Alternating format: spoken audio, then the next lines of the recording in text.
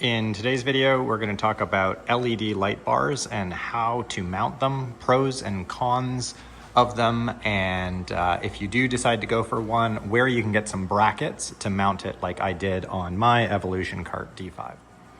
So the LED light bar up top obviously definitely looks cool. It blasts a lot of light out and is a pretty sweet setup. However, the only downfall is that if you like to open and close your window on the front, there's really no setup or mounting system I could find that gave me enough space to actually still allow you to flip the window up and down. For us, we don't do that much, so it didn't really bother me, but that is something to keep in mind. You will need to just temporarily unbolt it to put the window down and put it back. So if you like to put your window up and down, maybe a LED light bar is not for you, or you have to find a way to go even higher. So if you do decide you want to go with a light bar like this 42-inch curved light bar, I have been getting a few questions about how did you end up mounting it? What type of brackets did you use? And so you can see here, I got this really kind of cool bracket that I got lucky to find. It came with one of the LCD TV mounts I got, and it was designed to hold a sound bar, but it was essentially exactly what you needed. A big long plate with some adjustable holes. It's black powder coated.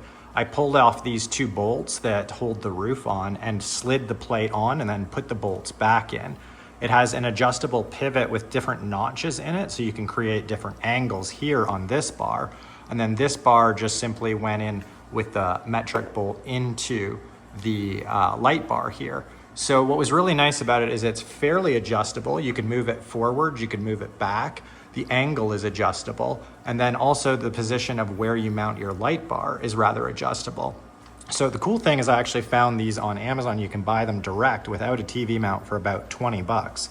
So for $20, you can get this nice kind of setup here that comes with the bracket that then you can mount your light bar to. Probably works on any Evolution Cart D5, maybe even the newer ones as well, but that is what I used. So I'll put a link to the actual bracket system that you can buy as a standalone for around 20 bucks in the description below.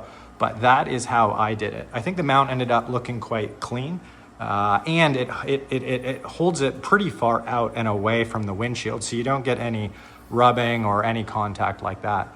We've had this one up for about 6 to 8 months with no issues with this mount setup.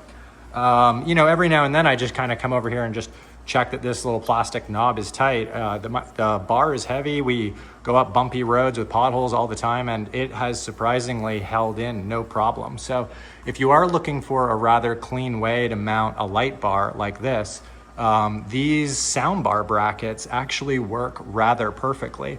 The other thing that's nice is this curved light bar almost needs the bracket to flex out a little bit, and it works just right for that. So if you are thinking about putting a light bar on an Evolution Cart D5 and you're looking for some brackets, check out the link below. I will show you how to get those. And if you're interested in how I wired it all up, I already have another video about that, wiring up this aux beam switch panel where we can just hit the light bar button and boom, it turns on and everything is kind of wired in a clean way. So if you want to see the longer video about all of the 12-volt accessories and how to do that, check out my other video.